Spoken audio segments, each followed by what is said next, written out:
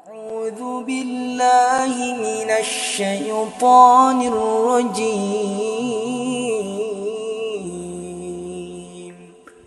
بسم الله الرحمن الرحيم.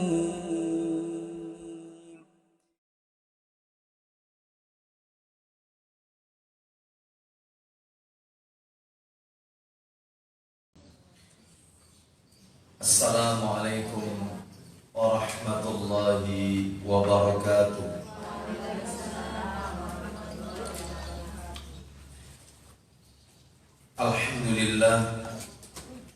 Alhamdulillahi hamdan katsiran tayyiban mubarakan fi kama yuhibbu rabbuna wa yarda.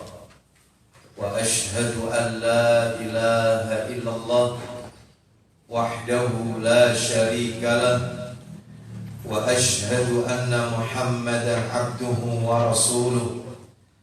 Ya ayyuhalladzina amanu taqullaha haqqa tuqatih wa la tamutunna illa wa antum muslimun. Amma ba'du, fa inna asdaqal hadisi kitabullah wa khairal hadi hadi Muhammadin sallallahu alaihi wasallam wa syarral umuri muhdatsatuha wa kullu muhdatsatin bid'ah wa kullu bid'atin dhalalah wa kullu dhalalatin finnar. Akhwati fillah, ibu-ibu jamaah Majelis Taklim Al-Firdaus yang semoga dimuliakan oleh Allah Subhanahu wa taala, kepada segenap pengurus yayasan dan takmir Masjid Al-A'raf yang semoga dirahmati oleh Allah Subhanahu wa taala. Puji dan syukur tidak henti-hentinya selalu kita panjatkan kepada Allah Subhanahu wa taala atas segala karunia nikmat yang telah Allah berikan kepada kita. Salah satu di antara sekian banyak kenikmatan-kenikmatan yang Allah berikan kepada kita dan kita rasakan pada pagi hari ini adalah diberikannya kita kemudahan oleh Allah untuk talabul ilmi, menuntut ilmu di salah satu rumah Allah dari sekian banyak rumah-rumah Allah yang ada di muka bumi ini, yaitu Masjid Al-A'raf. Semoga langkah kaki kita tercatat di sisi Allah sebagai amal soleh yang bisa memperberat timbangan amal kebajikan kita kelak di yaumil hisab. Sebagaimana Allah Subhanahu wa taala berfirman di dalam Al-Qur'an, tepatnya di surat Yasin, surat yang ke-36 ayat yang ke-12. Allah berfirman, inna nahnu nuhyil mauta wa naktubu ma qaddamu wa atharahum wa kulla syai'in ahsaynahu fi imamin mubin. Yang menarik dari ayat ini adalah ketika Allah mengatakan dalam firman-Nya, wa naktubu ma qaddamu wa atharahum, dan kami telah mencatat apa-apa yang telah mereka kerjakan dan bekas-bekas yang mereka tinggalkan.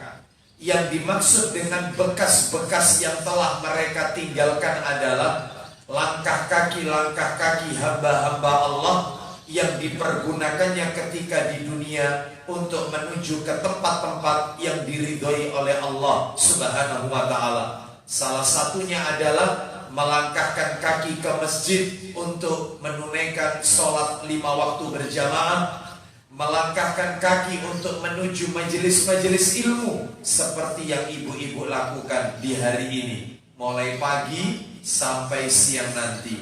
Semoga Allah Subhanahu wa taala memberikan keistiqomahan kepada kita untuk selalu talabul ilmi, menuntut ilmu.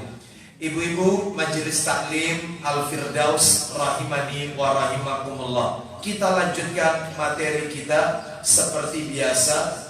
Semestinya kajian kita di Rabu yang keempat di Majelis Taklim Al-Firdaus. Namun kami diminta untuk menyampaikan di Rabu yang pertama ini, ya, melanjutkan dari materi yang sebelumnya. Ya, baik. Jadi pembahasan kita tetap merujuk kepada sebuah kitab atau buku yang ditulis oleh Syekh Khalid Al-Husainan hafizahullah taala, kitab yang berjudul Aktsaru min Alfi Sunnatin fil Yaumi wal Laila. Kitab yang sudah diterjemahkan ke dalam bahasa Indonesia, lebih dari 1000 amalan sunnah dalam sehari semalam.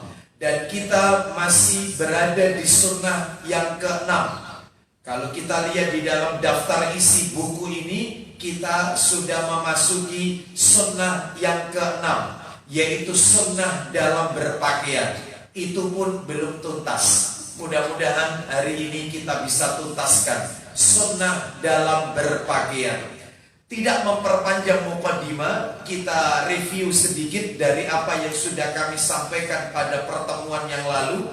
Di antara sunnah Nabi dalam berpakaian, adab berpakaian sesuai sunnah, yang pertama adalah niatkan ketika berpakaian ikhlas karena Allah dan mengikuti sunnah Nabi serta dalam rangka mensyukuri nikmat Allah Azza wa Jalla. Betul seperti itu ibu-ibu? Yang kedua, jangan memakai pakaian yang diambil dari harta yang haram, haram zatnya maupun haram sifatnya. Haram zatnya, bahan bakunya pakaian itu dari jenis yang haram. Misalnya diambilkan dari kulit-kulit hewan yang kita diharamkan untuk mengkonsumsinya, itu nggak boleh. Atau mungkin sifatnya haram, misalnya mencari rezekinya diambilkan dari sumber penghasilan yang haram. Nah, ini juga tidak diperbolehkan. Yang ketiga, ada berpakaian sesuai sunnah. Bagi laki-laki, jangan memakai pakaian yang menyerupai wanita. Dan sebaliknya, wanita yang berpakaian menyerupai laki-laki. Ini juga sudah saya jelaskan. Yang keempat, sunnah dalam berpakaian yang keempat, disunnahkan menampakkan nikmat Allah dalam berpakaian. Jadi kalau kita diberi rezeki oleh Allah, tunjukkan. Wa amma bi ni'mati rabbika fahaddis. Dan terhadap nikmat Rabbmu, maka hendaklah kamu menyebut-nyebutnya, menunjuk-nunjukkannya dengan bersyukur. Gitu ya. Nomor 5, lakukan tayamun. Apa itu tayamun? Mendahulukan bagian kanan ketika memakai baju, memakai celana, serta mendahulukan yang kiri ketika melepas baju dan melepas celana. Begitu. Dan masih banyak lagi perbuatan-perbuatan yang lain. Nabi mensunahkan mendahulukan yang kanan. Kita lanjutkan. Yang keenam, disunahkan membaca doa yang terkait dengan pakaian. Kalau memakai baju, baca doanya apa bu? Memakai baju Bismillah. Adapun kalau kita melihat orang bajunya baru, yang kita baca apa? Kalau melihat orang yang memakai pakaian yang baru, kok Allahumma, pakaian orang memakai baju, bukan kita yang pakai, tapi orang lain yang memakai. Bagaimana doanya? Tubla wa yukhlifullahu ta'ala. Betul itu ya? Baik.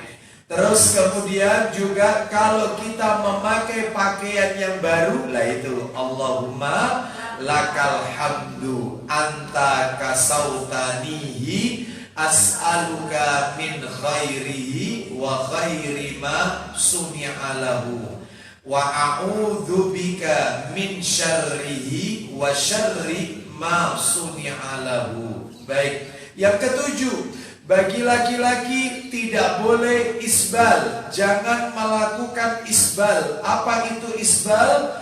Menurunkan gamisnya atau sarungnya atau celananya melebihi atau menutupi mata kaki. Sebab Nabi bersabda, ma asfala minal ka'baini minal izari fa finnar. pakaian atau sarung yang lebih rendah daripada mata kaki, maka tempatnya di mana?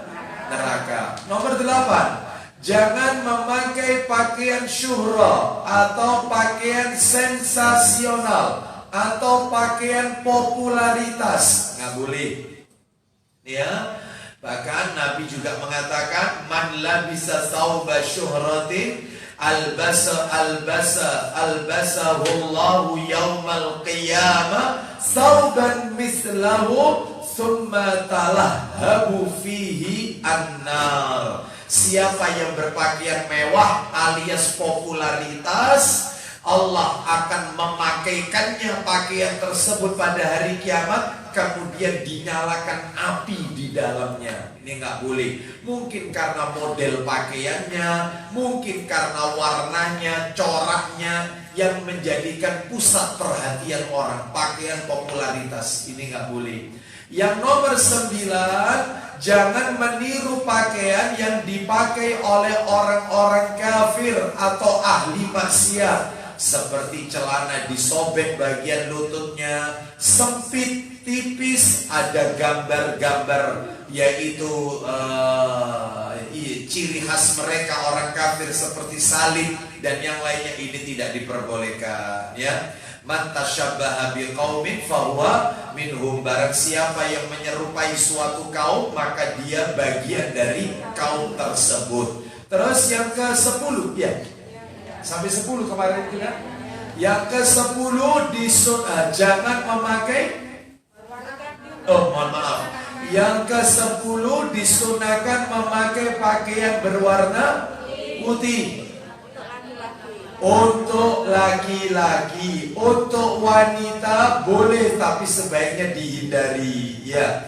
Mana dalilnya? Nabi bersabda, ilbasu min siyabikum al-bayad fa inna min khairi siyabikum. Pakailah pakaian kalian yang berwarna putih, karena itu adalah pakaian terbaik kalian. Kata para ulama, ketika orang itu masih hidup, orang itu kalau masih hidup, terutama laki-laki, pakaian putih itu lebih baik bagi pria. Sedangkan ketika sudah meninggal, mayit, maka pakaian putih lebih baik bagi pria dan wanita. Berarti kalau begitu, wanita itu kalau masih hidup, maka tentunya ini bukan pakaian terbaik untuk wanita. Kalau orangnya hidup, kalau wanita itu wafat, maka pakaian berwarna putih, maksudnya kain kafan, itu baik untuk laki dan wanita. Lah kalau wanita apa? Wanita disunahkan memakai pakaian berwarna gelap. Gelap di sini tidak identik dengan hitam,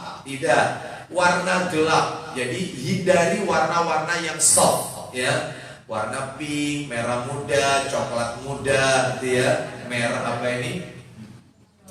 Hijau muda, hindari, ya. Kenapa? Karena masih membentuk apa ini? Lakukan tubuhnya terlihat atau terlihat, yaitu daripada pakaian dalamnya. Sehingga warna-warna gelap, merah, merah marun, coklat, coklat tua, biru, biru dongker. Nah seperti itulah. Yang tua-tua, yang gelap-gelap. Nah itu disunahkan, diprioritaskan untuk wanita. Sekarang yang nomor 11.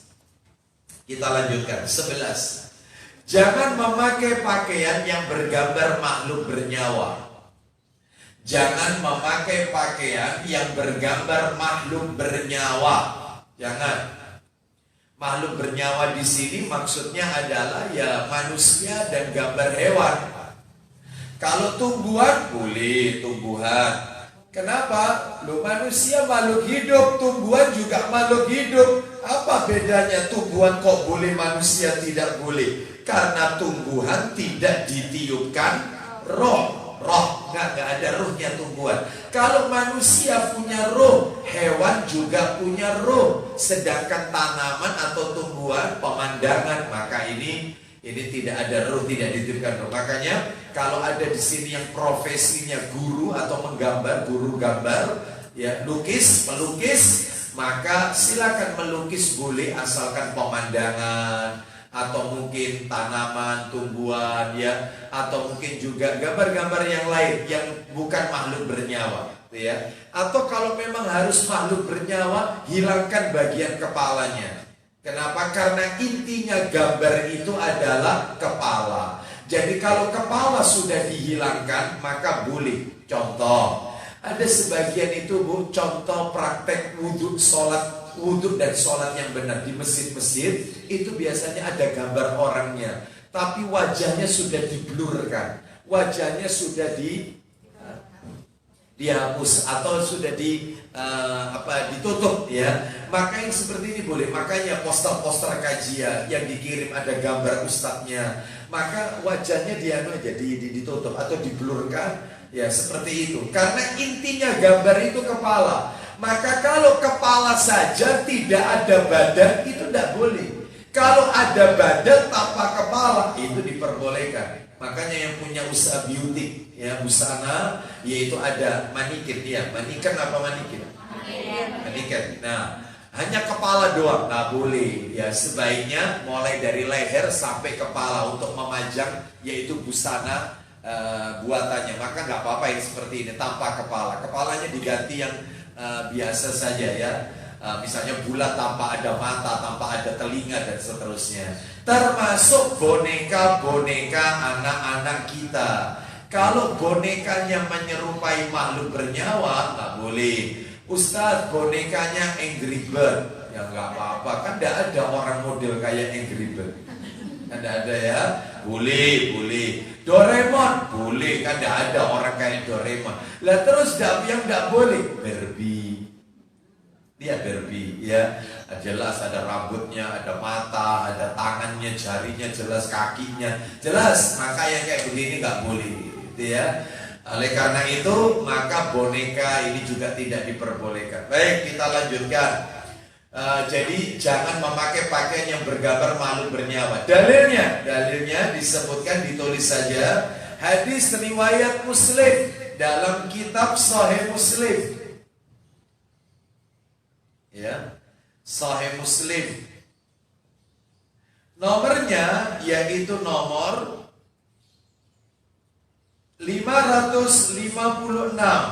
Saya akan bacakan, itu nomor asli ibu-ibu ya. 556. Baik. Di mana hadis ini bersumber dari Aisyah radhiyallahu anhuma. Beliau menceritakan Nabi SAW pernah sholat memakai baju yang bergambar-gambar. Ya, jadi Nabi itu pernah pakai baju bergambar. Gambar di sini sebenarnya bukan gambar makhluk bernyawa, bercorak-corak. Ya, seperti yang saya pakai beginilah. Ya, garis-garis, ya kotak-kotak atau apa, ya. Itu kalau dipakai sholat hindari sebenarnya ya. Kalau sholat berjamaah terutama bisa mengganggu kekhusyuan dan seterusnya ya. Baik, terutama sholat-sholat fardu coba dihindari ya. Jadi sebaiknya dia punya pakaian polos. Jadi kalau sudah seperti itu dirangkap lagi semestinya dengan pakaian polos. Nah, apa yang terjadi? Saya lanjutkan jalan ceritanya. Gambar corak tanda yang gambar corak tersebut, corak baju tersebut mengganggu Nabi, sehingga Nabi berkata kepada Aisyah radhiyallahu anhuma, corak baju ini menggangguku dalam sholat, sehingga tukarkan yang polos saja. Tukarkan baju ini kepada Abu Jaham, bukan Abu Jahal, Abu Jaham itu ya. Tukarkan yang polos. Nah, jadi kalau yang bercorak-corak itu aja Nabi yaitu tidak memakainya karena Nabi merasa terganggu dalam sholatnya, apalagi bergambar makhluk bernyawa ya, hindari ya. Cari yang polos saja sebaiknya ya, apalagi kalau dipakai sholat maka cari yang polos. Baik, terutama ibu-ibu dalam hal ini ya, mukenanya ya kalau bisa yang polos ya. Terus memakai baju ketika keluar rumah kalau bisa yang polos, jangan banyak yang payetan ya. Betul, payet ya. Bordilan ya, bordilannya banyak, jangan ya. Yang polos saja. Baik, kan ada sebagian baju wanita itu yang kembangan banyak gitu ya. Baik, coraknya dan seterusnya hindari, lebih baik yang polos karena akan menjadi pusat perhatian orang ya. Baik, kita lanjutkan. Sekarang yang keberapa? 12. Ya, sebelum masuk yang ke-12, saya akan tambahkan sedikit keterangannya. Bagaimana kalau misalnya foto-foto yang dipajang, figura-figura, maka sebaiknya dimasukkan ke dalam album saja, nggak usah dipajang. Biasanya di rumah-rumah kaum muslimin itu kan, di ruang tamu foto keluarga, ruang tengah foto pernikahan, begitu biasanya begitu ya. Kenapa kok dipajang? Supaya orang tahu kalau dia pernah nikah gitu. Ya? Yang pernah nikah, supaya orang tahu kalau dia pernah nikah gitu loh ya. Makanya jangan dipajang ya. Untuk mengenang itu masukkan album saja. Ya. Itu kenapa? Karena malaikat tidak mau masuk ke dalam rumah yang di dalamnya ada foto-foto makhluk bernyawa, baik digital maupun lukisan tangan. Termasuk foto Ka'bah yang di situ banyak orang tawaf. Kalau itu cuma sekedar seperti pusaran angin begitu, ya, itu maka nggak apa-apa karena nggak terlihat orangnya itu satu persatu. Tetapi kalau terlihat di situ, maka itu tidak diperbolehkan. Malaikat rahmat nggak mau masuk ke rumah. Termasuk kalender-kalender ya, yang ada foto makhluk bernyawa, ini jangan, nggak boleh, ya. Termasuk juga diantaranya majalah-majalah yang ada di ruang tamu, ini jangan ya, sebaiknya dimasukkan di almari aja atau di laci dan seterusnya itu ya. Baik. Jadi ikut mertua, Ustaz. Kenapa? Kalau yang ikut mertua. Kalau yang ikut mertua, meskipun ikut mertua ya, sampaikan mertuanya, ajak taklim mertuanya. Sudah, tapi nggak mau tetap ya. Yang penting amar ma'ruf nahi munkar sudah disampaikan. Ya, terus sambil didoakan supaya dapat hidayah. Baik. Terus kemudian ibu-ibu termasuk juga kalau misalnya punya karpetnya karpet yang bergambar makhluk bernyawa, termasuk keset, gambar kupu-kupu, karpetnya gambar harimau, termasuk spray ya, tempat tidurnya. Apakah ini diperbolehkan? Hukumnya jawabannya adalah boleh. Karena tujuannya adalah untuk dihinakan. Kenapa kok dihina? Karpet kan diduduki, diinjak-injak, termasuk keset, termasuk spray tempat tidur itu dipajang. Apa Anda liatin terus ya? Atau ditiduri? Ditiduri. Berarti untuk dihina. Yang tidak boleh itu kalau untuk dimuliakan, dipajang itu berarti dimuliakan. Contohnya wallpaper. Wallpaper rumah itu sebagian ada yang gambar makhluk bernyawa. Ya, itu ada, saya pernah melihat itu orang itu ruang tamunya wallpaper itu semut kecil-kecil. Bagus memang. Ya, saya perhatikan apa? Oh, semut ini nggak boleh. Ya, kepo ya, biasa kepo ya. Saya lihat kok bagus itu ya. Saya lihat, oh semut ini ya. Baru saya kasih dalil, nggak boleh. Ya. Nah, gimana sudah dipasang? Ya kalau bisa kepalanya semut itu aja terus diurut-urut. Lah segini banyaknya Ustaz. Nah, makanya sebelum itu harus taklim dulu. Kalau ini Ustaz, sajadah gambar masjid. Nah, sajadah mau saya sampaikan. Sajadah bergambar sebaiknya dihindari, cari yang polos karena bisa mengganggu kekhusyuan sholat kita. Allahu Akbar. Ini kalau merah cocok.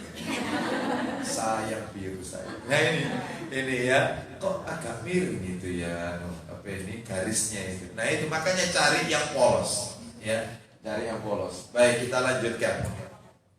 Sekarang yang ke 12, yang ke-12. Disunahkan memakai pakaian berwarna hijau. Sunnah baju hijau itu. Hah? Sudahlah tulis hijau aja ya, nanti akhirnya banyak nanti. Iya, hijau muda, hijau tua, ada hijau apa hijau. Apalagi sekarang ini kan warna itu kan banyak ya. Setahu saya dulu itu warna itu ya cuman ya ada ungu itu dibagi lagi setiap ya. Sudahlah hijau ya hijau sudah. Hijau ya. Sunahkan memakai pakaian berwarna hijau. Kenapa? Alasannya dua. Yang pertama, seluruh permadani surga warnanya hijau. Semua permadani surga hijau. Mana dalilnya? Buka Al-Quran. Ada di Quran tuh. Permadani surga itu hijau. Suratnya nomor 76 Al-Insan. Loh, kenapa? Surat 76 Al-Insan, ayatnya ayat 21. Allah SWT berfirman, Aliyahum thiyabu sundusin khudru wa istabraqa. Ya, baik. Silakan dibaca. Mereka berpakaian sutra halus yang hijau dan sutra tebal dan memakai gelang terbuat dari perak. Stop sampai di situ. Mereka berpakaian sutra halus yang hijau. Loh, jadi pernak-pernik permadani pakaian penduduk surga ini adalah sutra. Laki-laki nggak boleh pakai sutra ya di dunia, tapi di akhirat dia akan memakainya. Wanita boleh pakai sutra di dunia. Nah, sutranya halus dan berwarna hijau. Berarti disunahkan baju hijau nggak apa-apa, boleh pakai baju warna hijau. Alasan kedua, kenapa kok pakai baju warna hijau? Karena Nabi menyukai warna hijau. Nabi suka warna hijau. Ya, Nabi suka warna hijau itu. Tolong Bu ya, saya kalau nyebut hijau jangan kemana-mana pikirannya ya. Jangan dikembangkan kemana-mana gitu. Paham maksud saya ya? Jangan dikembangkan ke partai, ke ormas tertentu, janganlah ya. Baik, ini saya nyampaikan apa adanya ya. Baik. Mana dalilnya kalau Nabi menyukai warna hijau? Dalilnya di dalam hadis riwayat At-Tabrani. Saya bacakan aja dalam kitab Sahih Jami'us Shaghir. Nah ini dalam kitab Sahih Jami'us Shaghir, nomornya 4623, 4623. Sahih Jami'us Shaghir. Begini bunyinya Bu, dari Anas bin Malik radhiyallahu anhu, dia berkata, kana ahabbul alwani ilaihil khudra. Warna yang paling disukai oleh Nabi adalah hijau. Nah, itu hijau. Warna yang paling disukai Nabi itu warna hijau. Baik, itu yang nomor berapa tadi itu? 12. Yang nomor 13. 13. Yang ke-13. Iya. Bagi wanita wajib memakai jilbab jika keluar dari rumahnya.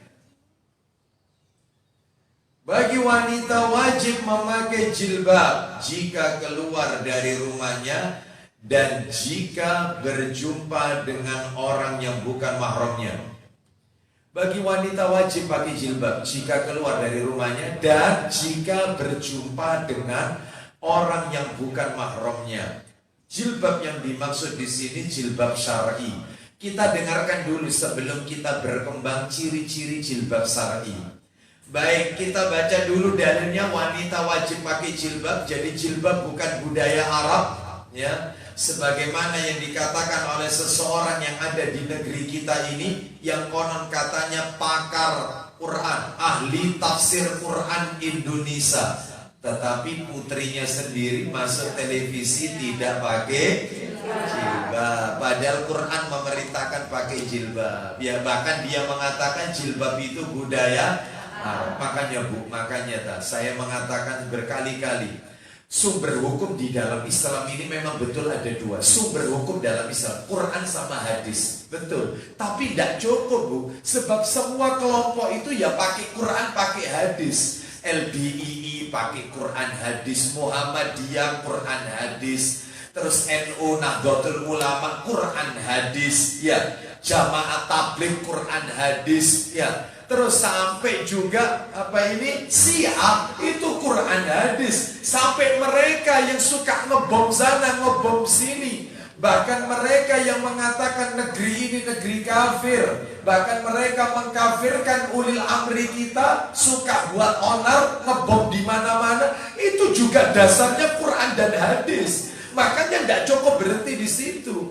Perlu ditambah lagi, yaitu sumber hukumnya Quran dan hadis dengan pemahamannya para sahabat. Itu Lah kalau memahami Quran dan hadis, pemahamannya menurut kelompoknya masing-masing, ya jadinya kayak sekarang ini. Ya, makanya Quran itu kalau dibaca oleh orang Muhammadiyah, maka Quran itu jadi Muhammadiyah. Quran itu kalau dibaca sama orang LDI yang kalau kita sholat di masjidnya dipel, itu ya Quran itu jadi LDI menurut versinya soalnya. Makanya cara memahami Quran itu sesuai dengan pemahaman para sahabat. Mana dalilnya? Saya minta tolong, tadi ada yang ketinggalan karena memang bukan materinya, cuman karena sudah saya sampaikan di sini, ya mau tidak mau buka kitab Tirmidzi, ada Tirmidzi punya ya, jilid 3 Ibu, mohon maaf ini jilid 3 warna kuning Ibu, Tirmidzi itu ya yang warna kuning jilid 3. Nah, jilid 3 masih plastika, enggak toh? Masih segel. Dibuka ya. Masya Allah. Ya. Nomornya, ya silakan. Nomornya dicari, ya silakan. Nomor 2952, agak jauh dikit. 2900 jauh lagi dikit. Ya, ada kan nomor-nomornya di situ Ukti ya. 2952, 2952. Ya, 2952. Ketemu ya? Nah, coba karena di situ banyak orang yang meriwayatkan, coba anti cari yang sebelum kata-kata Rasulullah bersabda. Itu siapa nama orangnya? Jundub bin Abdullah atau Samurah bin Jundub? Jundub bin Abdullah. Betul, Jundub. Mulai dari situ aja, nggak usah dari depan. Baik, silakan dibaca Ukti. Silakan. Jundub bin Abdullah radhiyallahu anhu berkata, Rasulullah silakan. Jundub bin Abdullah, ia berkata, Rasulullah SAW berkata, Man qala fil Qur'an bi ra'yihi fa asaba faqad akhta'a. Faqad akhta'a. Silakan, pelan-pelan. siapa saja yang menafsirkan Al-Quran. Ulang lagi.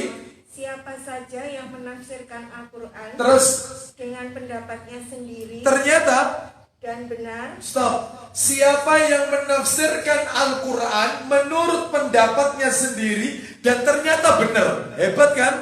Mungkin dia menguasai bahasa Arab, mungkin dia tahu cara yaitu memiliki sekian banyak ilmu. Dia menafsirkan Al-Quran menurut pendapatnya sendiri dan ternyata benar, cocok. Apa katanya Nabi? Bukti. Maka ia tetap dianggap salah. Tetap dianggap salah. Meskipun benar, tetap salah. Kenapa? Karena menafsirkan Al-Qur'annya tidak mengikuti penafsirannya para sahabat. Makanya harus mengikuti mereka. Loh, kenapa Ustaz kok mengikuti mereka para sahabat? Karena mereka lah orang yang hidup di zaman Nabi. Mereka orang yang paling tahu kronologis sebab asbabun nuzulnya ayat itu apa, bagaimana cara mengamalkannya, mereka paling tahu. Ya, jadi makanya kalau ada di negeri kita disebut ahli tafsir Indonesia, katanya ahli tafsir, punya kitab tafsir. Beliau ini, ibu-ibu tahu lah yang saya maksud ini siapa? Punya kitab tafsir beliau ini, yang namanya Tafsir Al-Misbah. Loh, tetapi mengatakan jilbab budaya Arab. Lu bayangkan, jilbab tidak wajib. Ya, jilbab itu budaya Arab, padahal katanya ahli tafsir. Tidak ada satupun generasi lah ini, makanya menafsirkan Al-Quran menurut opininya, menafsirkan Al-Quran menurut hawa nafsunya, menafsirkan Al-Quran menurut kepentingan kelompoknya. Ya ini jadinya. Makanya tidak cukup Quran dan hadis, harus ditambahi menurut pemahaman para sahabat. Padahal tidak ada satupun sahabat Nabi yang mengatakan jilbab itu budaya Arab. Wajib. Arab, dari manapun dia berasal, apapun warna kulitnya, bahasa apapun yang dia pakai, maka wanita muslimah wajib menutup aurat dengan jilbab syar'i. Wajib. Mana dalilnya? Ayo buka Al-Quran. Jelas ayatnya. Quran surat 33. Dibuka, dibantu. Al-Ahzab, betul. Al-Ahzab 59, surat 33 ayat 59. Ayo dibuka. Ayat 59. Ya ayyuhan nabiyyu qul li azwajika wa banatika wa nisa'il mu'minina yudnina 'alaihinna min jalabibihin dzalika adna ay yu'rafna fala yu'dain wa kana Allahu ghafurar rahima. Silakan. Wahai Nabi, katakanlah kepada istri-istrimu. Baik, wahai Nabi, katakan kepada istri-istrimu. Satu, terus Anak-anak perempuanmu. anak-anak perempuanmu, terakhir. Dan istri-istri orang mukmin. Baik, termasuk yaitu yang ada di majelis taklim Al-Firdaus ini. Istri-istri orang-orang mukmin. Apa perintahnya, Ukti? Hendaklah mereka menutupkan jilbabnya ke seluruh tubuh mereka. Nah, hendaknya mereka menutupkan jilbabnya, memakai jilbab ke seluruh tubuh mereka. Yang demikian itu agar mereka lebih mudah untuk dikenali. Stop, ulang lagi Ukti. Yang demikian itu agar mereka lebih mudah untuk dikenali. Stop, sebentar lagi kita lanjutkan. Ibu-ibu ada nggak yang bawa Al-Quran terjemah? Bukan yang ada di aplikasi Android, bukan. Yang Quran terjemah. Ada? Tolong. Anti yang bawa itu, coba Anti baca ulang lagi. Yaitu hendaklah mereka menutupkan. Ada nggak catatan kakinya? Catatan kaki. Jilbab ialah, ada? Jilbab ialah, ada nggak? Catatan kaki. Di bawah biasanya. Ada? Ada? Anti sudah ketemu ya? Coba Anti baca, hendaklah mereka, mulai dari situ dulu, terjemahannya dulu, yang tadi. Hendaklah mereka menutupkan jilbabnya, ayatnya dibaca dulu tadi. Stop, menutupkan jilbabnya, teruskan aja Bu. Teruskan dulu artinya. Sampai saya bilang berhenti, sampai di situ. Terus. Stop. Sekarang baca catatan kakinya. Jilbab ialah, ayo perhatikan baik-baik. Jilbab ialah. Stop. Jilbab ialah sejenis baju kurung yang lapang. Berarti harus longgar, nggak boleh sempit. Yang lapang, longgar. Terus kemudian. Stop. Yang dapat, pelan-pelan Bu ya, yang dapat menutup kepala, rambut kepala tertutup. Terus wajah, cadaran ini berarti. Terus dan dada. Berarti dalil itu dalil tentang cadar itu. Surat yang Ibu baca itu dalil tentang cadar. Lah kok bisa Ustaz tadi dikatakan yang demikian itu agar mereka mudah dikenali? Wong cadaran kok mudah dikenali? Betul ya? Ibu-ibu tahu dalam tafsir Ibnu Katsir, saya kalau baca merinding saya. Ibu-ibu sekalian, disebutkan di dalam tafsir Ibnu Katsir yang dimaksud agar mereka lebih mudah dikenali itu bukan berarti dikenali wajahnya, bukan. Disebutkan oleh para sahabat-sahabat Nabi supaya bisa dibedakan mana wanita yang muslimah, mana wanita yang kafirah, yang kafir. Serem loh ini dalilnya. Serem loh. Gak main-main loh ini. Sehingga wanita-wanita yang tidak berjilbab, maaf ini, masuk dalam kategori ini. Ya. Sehingga bisa dibedakan, oh ini wanita muslimah, pakai memang hukumnya cadar. Itu memang ulama beda pendapat. Ada yang mengatakan wajib, ada yang mengatakan lebih diutamakan. Ya, baik, kita lanjutkan. Kita nggak bahas itu ya. Kita nggak bahas itu. Intinya adalah untuk membedakan mana wanita yang muslimah, mana wanita yang kafirah, yang bukan muslim. Itu loh, yaitu pakai busana itu, pakai jilbab itu. Nah, ya. Terus kemudian ayatnya ditutup, lanjut Ibu. Ayatnya ditutup apa Bu? Keraskan. Dan Allah. Teruskan, dan Allah. Ulang lagi Ibu. Baik, dan Allah Maha Pengampun, Maha Penyayang.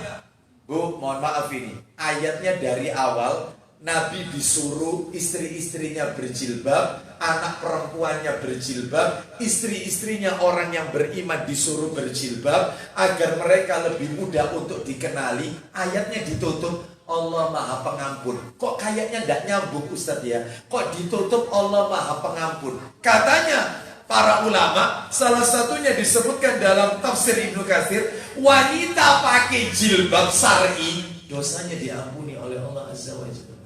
Makanya ayatnya itu diakhiri Allah Maha Pengampun. Lihat dalam tafsir Ibnu Katsir. Sehingga wanita yang memakai jilbab syar'i apalagi bercadar menutup auratnya ya syar'i ya, seperti itu, maka otomatis dosanya diampuni oleh Allah Azza wa Jalla. Anda tidak perlu istighfar, astagfirullah, Anda tidak perlu, ya Allah ampuni dosa-dosaku ya Allah. Anda memakai hijab syar'i, ayatnya sudah ditutup Allah Maha Pengampun, Maha Penyayang. Perintah jilbab ditutup Allah Maha Pengampun. Lihat tafsir Ibnu Katsir. Oleh karena itu, maka mudah-mudahan ibu-ibu sekalian yang pandai memelihara diri, memakai hijab syar'i, semua dosa-dosanya diampuni oleh Allah Azza wa Jalla. Ya. Baik. Ustaz, tapi kan kecantikan itu kan tidak harus inner beauty, perlu nggak? Iya toh, kan ada juga sudah bercadar tapi lisannya tidak dijaga, tidak bercadar, ya. Berarti bukan salah cadarnya, yang salah adalah orangnya. Ya baik, berarti harus lebih, yaitu dia menuntut ilmu untuk bisa menjaga lisannya. Sekarang saya akan sampaikan syarat jilbab syar'i, syarat jilbab syar'i, syarat hijab syar'i, jilbab muslimah yang syar'i. Satu, menutup seluruh tubuh, menutup seluruh tubuh. Panjang bu, panjang, yang panjang. Yang kedua, tidak berfungsi sebagai perhiasan. Jangan. Maksudnya gimana ini tidak berfungsi sebagai perhiasan? Nah itu model, iya itu. Nanti sudah bagus, terus ininya ada brosnya itu ada indir-indirnya. Gak boleh. Ya, berarti berberias ini ya. Hindari ya. Nanti terus kemudian ada apa? Mas, sekarang ini kan banyak ya. Ada yang model butterfly. Ustaz kok tahu aja? Tahu lah. Saya dikasih tahu. Allahu Akbar. Betul ada butterfly. Ada yang bagus, sudah cadarnya udah bagus, sudah. Terus muterin terus ini. Terus habis muterin. Itu semut lewat bingung, insya Allah. Semut lewat bingung. Ya Allah, tunjukkan aku jalan yang benar. Semut kalau mau berdoa begitu mungkin ya, bebas sekali. Ya Allah, nggak usah, biasa aja. Ya, jangan pakai jilbab itu busana sebagai berhias. Ya, biasa. Ya, sebab ada model jilbab itu udah bagus. Sini kita ngelompok sini semua. Ya, saya nggak mau lihat dari sini. Saya nggak mau lihat. Kelompok sini semua. Ya Allah. Ribet ya? Oh, ibu aja bilang ribet, apalagi saya yang lihat kan ribet ya. Baik, gitu. Suaminya aja bingung lihatnya. Baik, nomor 3, kainnya tebal, tidak boleh tipis, tebal. Kainnya tebal, ya. Itu, jangan tipis, yang tebal. Terus nomor 4, lebar, tidak ketat. Pakai jilbab itu yang lebar. Sebab ada wanita itu pakai jilbab sudah bagus ya, ternyata dipres.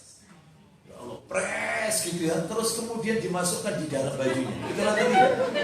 Iya. Itu. Saya lihat itu takut. Kenapa? Saya khawatir peredaran darahnya berhenti gitu. Pres gitu. Harus lebar, jangan ketat ya. Baik. Seperti itu. Ya, makanya ibu-ibu kalau ketat membentuk lekuk tubuhnya, terutama ibu-ibu yang naik motor, mohon maaf, pasti bawa tas kan, sudah lebar, udah bagus jilbabnya, tolong tasnya dimasukkan di dalam saja. Iya, sebab kalau ditaruh di luar, tentunya, membentuk bagian dadanya, ya jangan. Baik, masukkan di dalam saja. Jaket kenapa jaket? Pakai jaket. Bagaimana? Boleh, tidak apa-apa. Ya, jadi dia sudah pakai jilbab panjang, terus kemudian dijaketi, nggak apa-apa. Ya,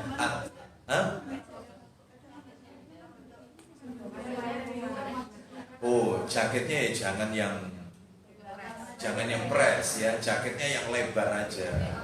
Ya, seperti itu. Baik, ibu sekalian. Ya, jas hujan.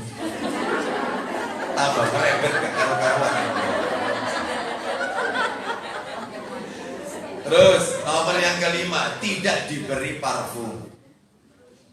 Kalau mau pakai jaket yang longgar aja, jangan yang langsung membentuk bagian tangannya atau press, jangan.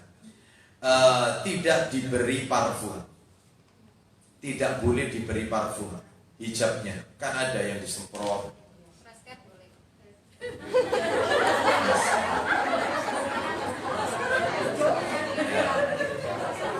Ya bau obat nggak apa-apa. Itu kita lanjutkan. Baik. Terus kita lanjutkan. Yang keenam, tidak menyerupai pakaian laki-laki. Artinya modelnya nggak boleh. Terus yang berikutnya ketujuh, tidak menyerupai pakaian wanita kafir. Tren jilbab, kan banyak wanita-wanita kafir itu yang pakai jilbab, Bu, banyak. Nah itu model-model ya, tren itu nggak boleh. Maka yang pakai yang syar'i saja ya, jadi tidak ada model. Loh Ustadz, saya sudah terlanjur beli modelnya bagus-bagus, ya dipakai di dalam rumah saja ya. Kalau ada suaminya, supaya suaminya itu pangling. Suaminya pangling. Kita lanjutkan, nomor berapa sekarang? Lanjutan nomor. Ada berpakaian sesuai sunnah. Nomor 15. 14. Betul 14. 14 ya. 13 tadi kan memakai jilbab ya. Yang ke-14. Yang ke-14, bagi laki-laki ya, khusus laki-laki. Bagi laki-laki, jangan memakai pakaian berwarna kuning.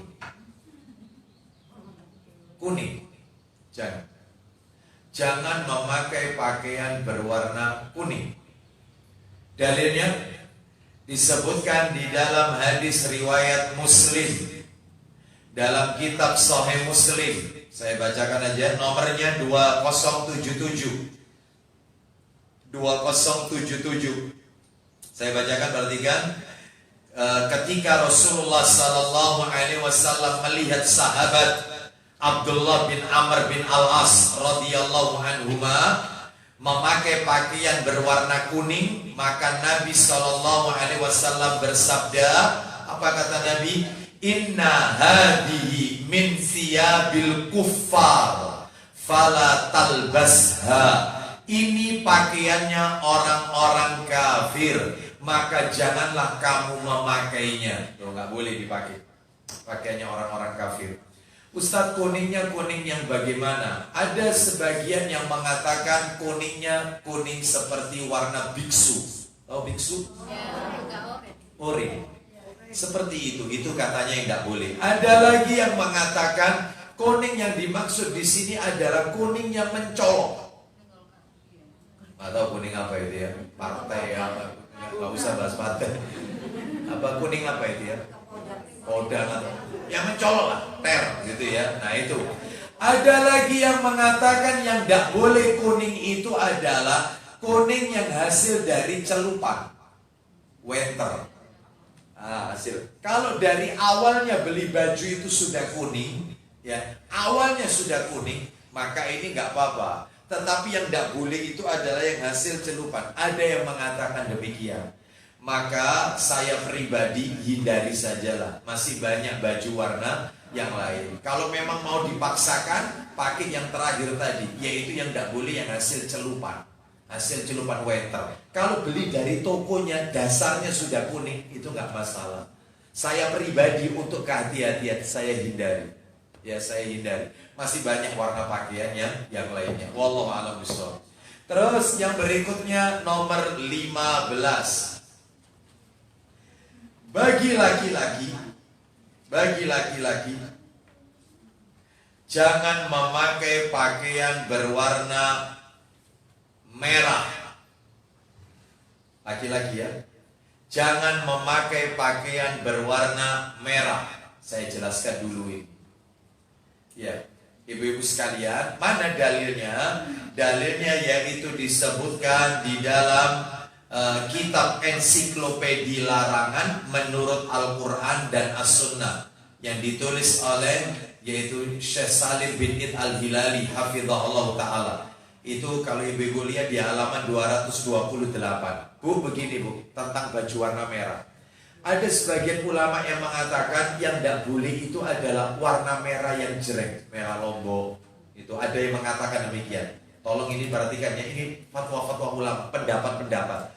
Karena ulama beda pendapat soalnya. Yang kedua ada yang mengatakan merah yang di sini adalah merah murni pure merah, tidak ada campuran warna lain.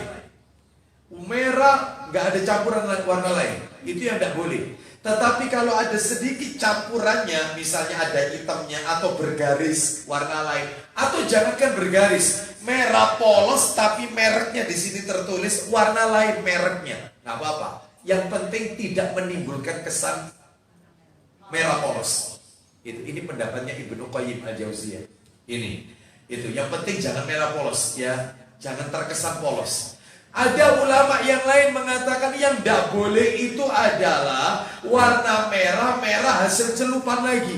Kalau warna dasarnya udah merah nggak apa-apa, tapi kalau di winter dijadikan warna merah, maka ini yang tidak boleh. Nah, saya pribadi lebih memilih pendapat ulama yang lain yang mengatakan, nah ini perhatikan. Ternyata ada dua dalil yang kontradiktif. Jadi Nabi pernah melarang pakai baju warna merah. Nabi pernah melarang. Ternyata Anas bin Malik radhiyallahu an pernah melihat Nabi memakai baju burda warna merah, dua helai, atasan dan bawah, dua helai warna merah.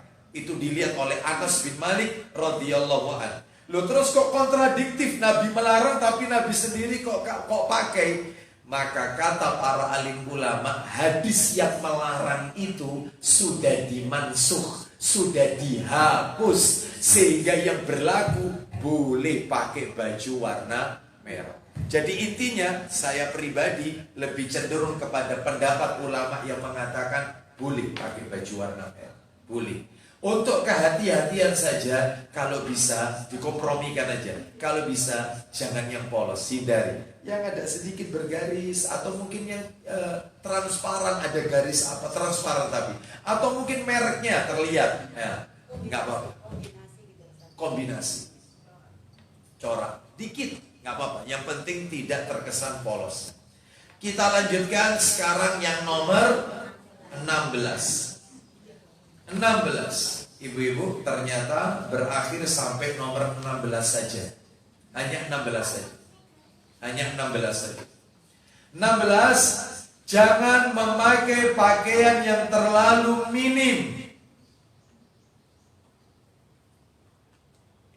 Ya, jangan memakai pakaian yang terlalu minim, tipis,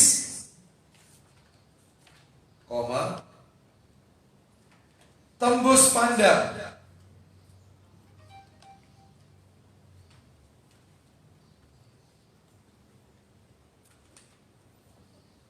Ya, tembus pandang dan ketat.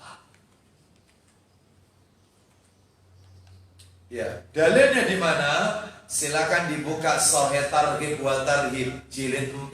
Di mana tadi jilid 4-nya? Ya, baik. Silakan dibuka jilid 4 Sahih Targhib wa Tarhib nomornya 2044.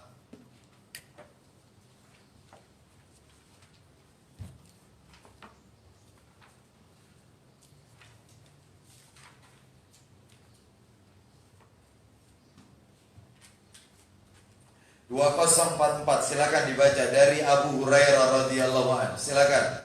Dari Abu Hurairah radhiyallahu anhu yang menuturkan Rasulullah Isinya ada 2 golongan dari penghuni neraka yang belum pernah aku lihat. Nah, ada 2 penduduk neraka yang belum aku lihat. Terus kemudian, yaitu kaum laki-laki yang membawa cambuk seperti ekor sapi. terus Mereka mencambuk orang-orang dengannya. stop, itu yang pertama. Artinya orang yang berbuat semena-mena, berbuat zalim, ya, seperti mempekerjakan orang tapi tidak digaji, masuk kategori ini ya. Ini nomor dua.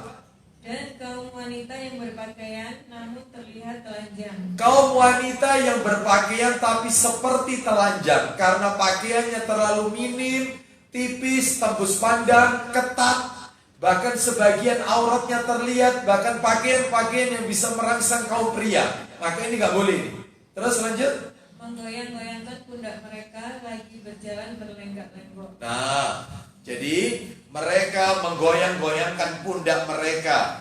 Bukan pundak ini sebenarnya, punuk mereka lagi berjalan berlenggak-lenggok. Terus kepala mereka? Kepala mereka seperti punuk unta yang miring. Kepala mereka seperti punuk onta. Apa itu? Rambutnya dikasih apa itu? Ya, cemol atau apa itu ya. Nah, sehingga terlihat meninggi. Nah, itu nggak boleh ya. Nggak boleh. Seperti ibarat punuk onta. Ini sudah divonis penduduk neraka. Bayangkan, nggak boleh ya. Terus lanjut. Mereka tidak akan masuk surga. Bahkan dan tidak akan mencium aromanya. Mereka nggak bisa masuk surga. Bahkan jangankan masuk surga, aroma surga tidak ia dapatkan. Terus Padahal sesungguhnya aroma surga itu tercium dari jarak perjalanan sekian dan sekian. Dari jarak perjalanan yang sangat jauh.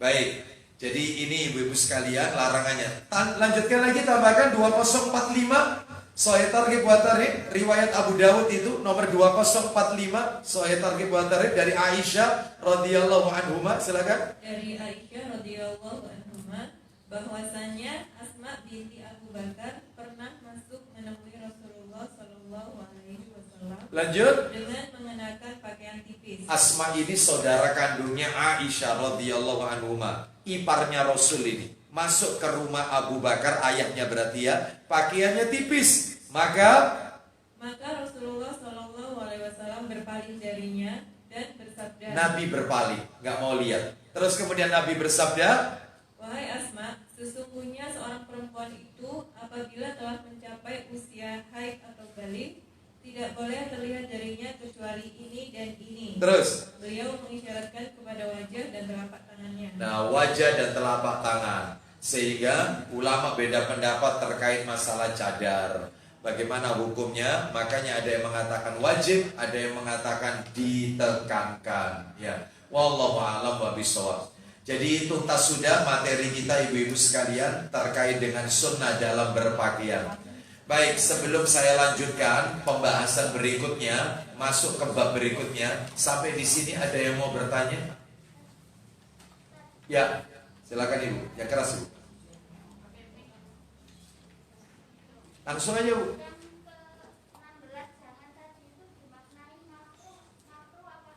Yang mana pakai baju?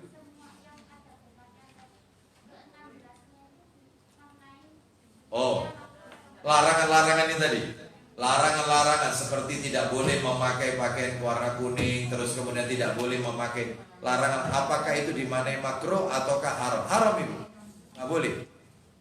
Tinggalkan. Karena di situ tidak ada keterangan yaitu makruh, dilarang. Seperti dalam hal ini wanita tidak diperbolehkan memakai baju yang tipis, maka haram, nggak boleh. Ya. Wallahu a'lam bishawab. Ya, depannya lagi. Silakan. Cincin. Nah, ini beda lagi. Adab dalam berhias, yaitu cincin dan seterusnya. Untuk wanita, jika dia keluar rumah, sebaiknya dia tidak menampakkan perhiasannya. Oh, dimasukkan semua ya. Awalnya nggak dimasukkan, mau nulis itu aja sambil begini. Ustaz kok tahu kan kelihatan sih. Ya, nggak usah diperlihatkan, ya gelangnya itu aja. Nggak usah. Di rumah silakan dipakai. Mau dari sini sampai ke sini nggak apa-apa. Ya, semua mau dipakai semua 5-5-nya nggak apa-apa. tapi di rumah, jangan keluar rumah, karena itu termasuk bagian dari tabarruj, menampakkan perhiasan. Iya, silakan. Ya, sebentar ya. Kalau misalkan saya punya ini Ustaz, koleksi baju-baju yang bercorak yang sudah tidak dipakai lagi, juga aksesoris-aksesoris jilbab seperti bros-bros itu. Nah, itu sebaiknya diapakan? Kalau kita berikan ke orang lain, khawatirnya nanti digunakan untuk tabarruj, apa kita ikut berdosa gitu. Baik. Dikemanakan baju-baju yang mungkin tanda kutip tidak syar'i, yang bercorak dan seterusnya? Dikemanakan? Sebaiknya dalam hal ini dijual aja, kalau memang bisa. Hah? Dijual apa? Ya, dijual dalam hal ini. Dijualnya ini kemana? Dalam hal ini yaitu kepada mereka-mereka misalnya yang non-muslim dan seterusnya, ya. Lalu hasil penjualannya jangan dimakan, tetapi diberikan, disodakokan atau untuk kepentingan umum. Wallahu alam, sosial, boleh seperti itu, ya. Atau dalam hal ini dikemanakan baju itu? Kalau dibiarkan nanti akan dihisab di hari kiamat. Bagaimana ini? Berikan boleh kepada orang siapa? Kepada mereka-mereka yang berlainan akidah dengan kita. Boleh, apa-apa. Seperti itu. Jangan diberikan kepada saudara-saudara kita yang muslimah. Jangan. Karena sama dengan kita ya tolong menolong dalam dosa dan maksiat. Wallahu a'lam bishawab. Satu lagi, yang nomor 16 itu tadi kan untuk hadisnya kan untuk akhwat ya. Kalau untuk laki-laki jika memakai pakaian ketat itu apa? Nggak boleh. Sama, laki-laki tidak boleh memakai baju ketat, pantalon, training ketat. Ya, baju olahraga yang ketat tidak diperbolehkan karena membentuk lekukan daripada auratnya. Seperti itu. Gitu ya. Apalagi di atas lutut seperti baju pakaian tenis, ya. Seperti itu. Futsal, ya, yang di atas lutut. Nah, ini nggak boleh. Goes, ya. Itu kalau misalnya di bawah lutut nggak apa-apa, dan cari yang longgar, gitu ya. Seperti itu. Kalau memang dia harus pakai celana panjangnya jangan yang ketat, straight jangan, tetapi yang longgar. Itu pun kalau bisa baju yang dia pakai jangan pendek, tetapi baju yang bisa menutupi bagian belakangnya. Nah, seperti itu untuk laki-laki. Wallahu a'lam bishawab. Ya, silakan. Tadi kan untuk perhiasan nggak boleh dibawa keluar. Tapi jika untuk kalau kita menikah kan dapat cincin nikah itu Ustaz. Cincin nikah. Sebagai tanda kalau kita sudah bersuami. Ya. Apakah boleh Dipakai keluar? Ya, supaya tanda saya sudah bersuami loh. Ya. Baik, ibu-ibu sekalian rahimani wa rahimakumullah. Maka dalam hal ini yaitu kalau sudah menikah tentunya pada saat pernikahan dia diberi cincin. Maka apakah boleh jika itu dipakai keluar? Maka sebaiknya tidak dipakai ya.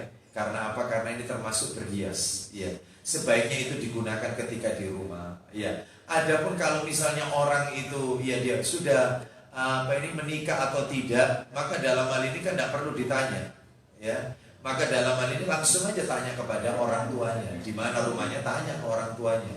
Ya, seperti itu. Baik. Jadi nggak perlu dipakai. Yang lain, ya. Hah? Punggung tangan. Baik. Bagaimana dengan punggung tangan? Karena yang disebutkan itu tadi kan telapak tangan. Bagaimana? Maka punggung tangan bagi wanita itu adalah juga bagian daripada aurat.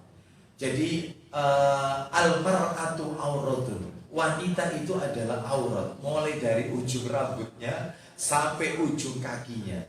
Lalu sebagian dalil mengatakan kecuali ini dan ini, wajah dan telapak tangannya. Makanya laki-laki yang meminang wanita, dia diperbolehkan melihat telapak tangan wanita. Adapun punggung tangan, maka sebaiknya tetap tertutup. Maka wanita yang lebih afdal adalah dengan menggunakan kaos tangan. Wallahu a'lam.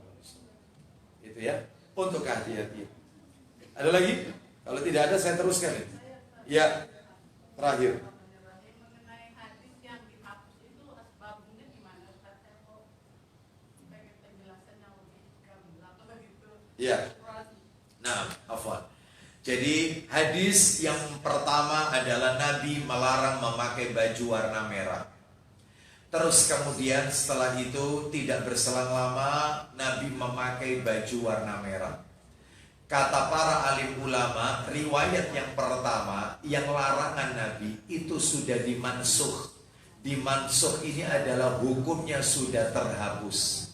Siapa yang menghapusnya? Ya dari perbuatan Nabi sendiri. Itu ya. Sehingga dalam hal ini apa yang Nabi larang itu tidak berlaku lagi. Sehingga yang berlaku itu adalah yang terakhir. Contoh dari Nabi sendiri memakai baju warna merah. Jadi kalau ditanyakan bagaimana kronologisnya, ya kronologisnya itu artinya Nabi sebelumnya memakai baju warna merah, setelah itu kemudian Nabi justru melarang baju warna merah, setelah itu Nabi kemudian memakainya, berarti ini sudah dihapus. Ada juga di dalam Islam itu yang bertentangan seperti ini, tapi dilihat contoh begini yang bertentangan. Nabi melarang yaitu orang minum sambil berdiri. Tapi Nabi sendiri pernah minum sambil berdiri. Bagaimana ini? Di saat satu sisi Nabi melarang orang minum sambil berdiri, di sisi yang lain Nabi minum air zam-zam sambil berdiri. Kata para alim ulama, ini berkembang. Kata para alim ulama, kalau ada antara perkataan sama perbuatannya Nabi kok kontradiktif, perkataan Nabi melarang, perbuatan Nabi malah melakukan, kok bertentangan, maka kita umatnya pilihlah perkataannya Nabi. Karena bisa jadi yang dilakukan Nabi itu khusus untuk contoh, Nabi melarang menikah lebih dari 4. Tapi Nabi sendiri istrinya lebih dari 4. Maka kalau dua hal ini kan bertentangan, kita umatnya gimana cara menanggapinya? Maka yang kita pegang ucapannya Nabi, bukan perbuatannya Nabi. Karena perbuatannya Nabi bisa jadi itu khusus untuk Nabi. Untuk kita umatnya maksimal 4, tidak boleh lebih dari itu. Wallahu a'lam bishawab. Jadi begitu ya. Jadi ya terus kita menuntut ilmu agama. Semakin kita menuntut ilmu, maka kita akan semakin tahu bagaimana yaitu cara mengkompromikan antara hadis yang satu dengan hadis yang lain dan seterusnya. Wallahu a'lam wa bishawab. Ya. Kalau masalah perhiasan itu kan dilarang ya, kan bagi laki-laki sutra dan emas. Ya. Dibolehkan untuk wanita. Itu diadakan di di akhir Tabrani ya. Itu ada dibolehkan untuk wanita. Itu kan untuk Aisyah juga memakai perhiasan emas juga. Wanita boleh, laki-laki yang nggak boleh. Oh iya. Baik, wanita boleh, laki-laki yang tidak boleh, gitu ya. Baik, terus emas dan perak laki-laki ya, emas dan perak laki-laki. Iya, betul. Riwayat yang lain ada perak juga nggak boleh ya. Baik. Iya. Kalau untuk mungkin untuk yang lain ya, untuk laki-laki kan mungkin ada keutamaan dia jenggot. Kalau untuk para wanita yang rambutnya panjang itu ada keutamaannya nggak? Nah, wanita yaitu rambut wanita adalah bagian daripada auratnya. Bahkan ketertarikan laki-laki itu bisa yaitu karena rambut wanita. Sehingga untuk wanita tidak ada perintah yaitu untuk memotong rambut. Ya. Namun diperbolehkan sehingga wanita itu rambutnya semakin panjang, maka semakin mulia bagi wanita tersebut. Karena itu adalah letak kehormatannya di situ, rambutnya. Sehingga kalau wanita ingin memotong rambutnya, nah ini baru ada ketentuannya, yaitu tidak boleh sampai terlihat tengkuknya atau kurang daripada pundaknya. Ya maksimal yaitu minimal apa maksimal ya? Minimal, ya bukan maksimal, minimal sampai di bahunya atau pundaknya. Sehingga kalau anti bertanya apakah ada keutamaannya, dia semakin mulia di sisi Allah SWT. Biarkan aja panjang. Ustadz panjang tapi rontok Ustadz, bagaimana? Ya dirawat dengan diberi minyak banyak kok sekarang ini ya, banyak sekali ya cara-caranya. Baik seperti itu. Wallahu a'lam. Kalau suaminya pingin istrinya itu pendek, nggak pingin ya dipotong sedikit saja, boleh. Intinya diperbolehkan asal jangan sampai kurang dari bahu. Wallahu a'lam. Begitu ya. Baik, kita lanjutkan materi kita. Sekarang membahas sunnah yang nomor berapa? 7 ya. Sunnah dalam apa itu, Bu? Nah, ya. Sunnah keluar dan masuk rumah. Sunnah keluar dan masuk rumah. Saya tanya kepada ibu-ibu, setiap hari kita ini sering keluar rumah atau tidak? Ya, jelas. Yang namanya manusia pasti melewati hal yang satu ini, keluar dan masuk rumah. Ini sudah menjadi kebiasaan kita dalam sehari-hari, ya. Karena tidak mungkin aktivitas kita hanya di luar rumah saja. Satu saat ya kita di rumah. Bahkan tidak mungkin di dalam rumah saja. Satu saat kita juga keluar rumah. Maka diatur oleh Rasulullah SAW kalau mau keluar rumah. Terutama Bu, terutama keluar yang dimaksud di sini adalah tujuan safar. Safar berarti bepergian jauh. Tujuan safar, bepergian jauh. Sehingga agar materinya tertata dengan baik, materinya saya bagi menjadi 3. Ada 3. Diingat-ingat ya, ada 3. Yang pertama adalah adab keluar rumah. Sunnah Nabi kalau keluar rumah. Jadi supaya kita kalau keluar rumah itu tetap dalam bimbingan Rasul SAW, dalam sunnah-sunnahnya, supaya dapat pahala dari Allah Azza wa Jalla. Nah, kita ikuti kiat-kiat dari Nabi kalau keluar rumah. Itu yang pertama. Yang kedua adalah tuntunan sholat jamak dan qashar. Karena kaitannya dengan safar soalnya. Nanti kita akan bahas yang nomor 2 ini. Gimana sholat jamak qashar ini? Menjamak dan mengqashar. Bagaimana ya? Jamak itu apa, qashar itu apa? Itu nanti materi nomor 2 itu ya. Baik, jadi perjalanan kita agak lama ini. Mungkin nanti 2 kali pertemuan lagi mungkin ya. Nggak tuntas. Yang ketiga, yang terakhir adalah, yaitu kebalikannya sekarang. Adab masuk rumah. Sunnah Nabi ketika masuk rumah. Nah, jadi ibu-ibu kalau pulang dari bepergian, entah umroh, entah dari luar kota, pulang ke rumah, itu yang harus kita lakukan apa? Itu diajarkan oleh Nabi SAW. Baik, kita bahas yang nomor 1 dulu, Bu. Ya, secukupnya waktu saja. Ya memang sebenarnya nggak cukup ini ya, karena panjang ini. Nggak apa-apa, secukupnya aja. Kita bahas yang pertama apa tadi? Adab keluar rumah. Sunnah Nabi ketika keluar rumah. Yang pertama adalah, sholat 2 rakaat sebelum keluar dari rumah. Mau keluar itu sholat dulu 2 rakaat. Terutama yang perjalanan jauh ini maksudnya. Mau safar, mau keluar kota, apalagi mau umroh, mau tur. Sholat dulu di rumah 2 rakaat. Sholat dulu. Mana dalilnya? Tulis dalilnya, karena kitabnya di sini nggak ada. Hadis riwayat Al-Bazzar dan Al-Baihaqi dalam kitab Sahih Jami'us Shaghir, nomornya 505. Sahih Jami'us Shaghir. Saya bacakan dari Abu Hurairah radhiyallahu an. Dari Nabi sallallahu alaihi wasallam beliau bersabda, "Idza kharajta min manzilika fasalli rak'ataini tamna'anika makhrajas su'." Artinya, Sahih Jami'us Shaghir nomor 505. Artinya ini, apabila kalian keluar rumah, kerjakan sholat 2 rakaat. Karena sholat 2 rakaat tersebut dapat mencegahmu dari keburukan-keburukan di luar. Jadi supaya kita diselamatkan oleh Allah, sholat 2 rakaat yang kita lakukan di rumah itu bisa mencegah semua keburukan yang ada di luar rumah.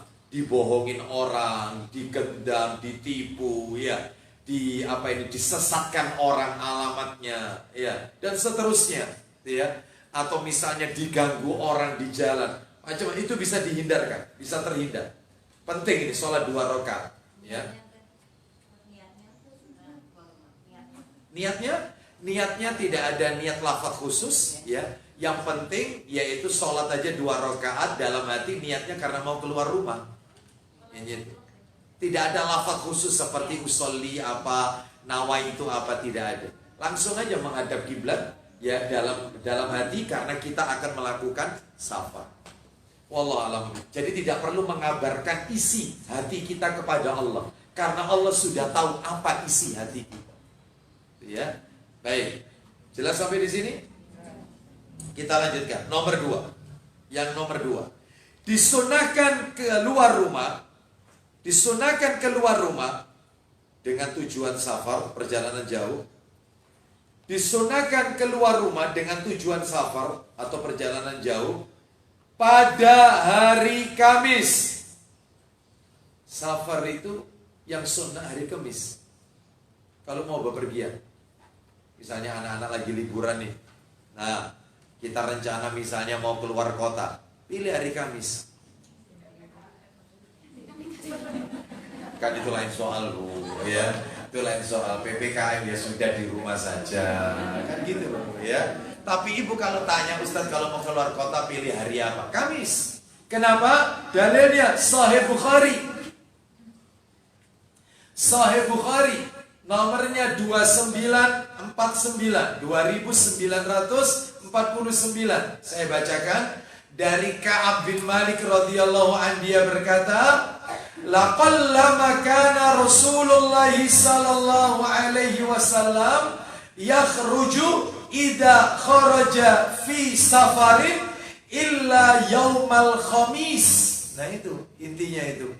Jarang sekali, artinya ini jarang sekali Rasulullah SAW keluar bepergian kecuali hari Kamis. Jadi Nabi kalau mau safar jauh itu mestinya dipilih hari Kamis. Berarti tidak boleh Ustaz safar hari Rabu, hari Selasa. Boleh. Boleh. Cuma yang afdal pilihlah hari yang disukai oleh Nabi. Hari apa? Kamis. Beli tiketnya Kamis. Ya. Terus nomor 3. Nah ini ada korelasinya dengan yang nomor 2 ini. Yang nomor 3. Bila keluar rumah tetap tujuannya safar, bepergian jauh. Keluar rumah tujuan perjalanan jauh. Disunnahkan berangkat pada awal malam. Disunnahkan berangkat pada awal malam. Awal malam. Ya, awal malam itu pada maghrib. Betul. Awal malam itu. Tandanya malam itu ya matahari terbenam. Itu. Loh berarti kalau Kamis tadi itu apa maksudnya Kamis malam Jumat? Bukan. Karena kalau Kamis malamnya itu sudah masuk Jumat, berarti berangkatnya nanti malam. Kan hari Rabu ini. Rabu malam Kamis. Ya nanti malam berangkat.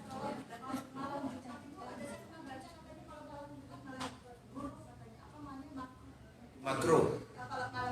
Malam Jumat atau hari Jumat, betul. Tidak sebenarnya, tidak mengapa, boleh. Tidak makruh, tidak dibenci. Ya, seperti itu. Nah, ya, jadi tidak makruh, boleh-boleh saja, gitu ya. Boleh. Kita lanjutkan. Jadi kalau gitu malam Jumat atau malam Kamis? Malam Kamis, berarti Rabu malam Kamis. Ya. Kenapa kok malam? Kenapa kok berangkat itu malam? Kenapa kok tidak siang hari? Karena kata Nabi, bumi itu dikerutkan, bumi itu didekatkan, sehingga perjalanan itu terasa dekat. Kalau malam, lebih pendek. Kalau malam. Dalilnya ada. Buka Abu Dawud yang saya minta tadi, jilid 2. Mana Abu Dawudnya jilid 2? Nomornya 2571, 2571. Ayo, 2571. Saya baca.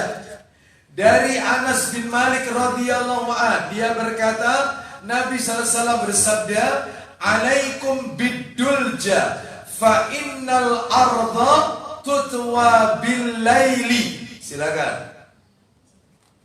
Dari Anas, ia berkata, dari Anas radhiyallahu anhu, ia berkata, Rasulullah SAW bersabda, isinya, hendaklah bepergian pada malam hari. Kenapa? Karena bumi dilipat pada malam hari. Sehingga? Maksudnya jarak terasa dekat. No.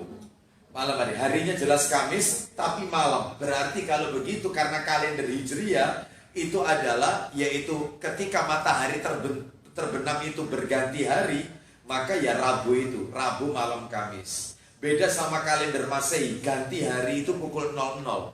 Lah ini karena yang kita pakai ini adalah Hijriyah, berangkatnya Nabi kan hari Kamis tadi. Lah Kamisnya itu Kamis kapan? Tadi disebutkan malam hari, karena bumi didekatkan, dipendekkan, dikerutkan, sehingga jarak terasa dekat. Lah itu malam hari, berarti kalau begitu kesimpulannya Rabu malam Kamis. Karena Rabu malam Kamis itu sudah masuk hari Kamis. Ya, seperti itu. Baik.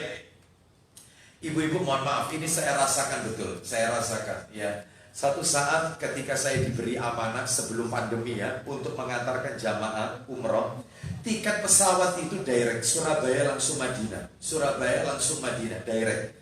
Itu 10 jam perjalanan, pesawat itu jam 7 berangkat.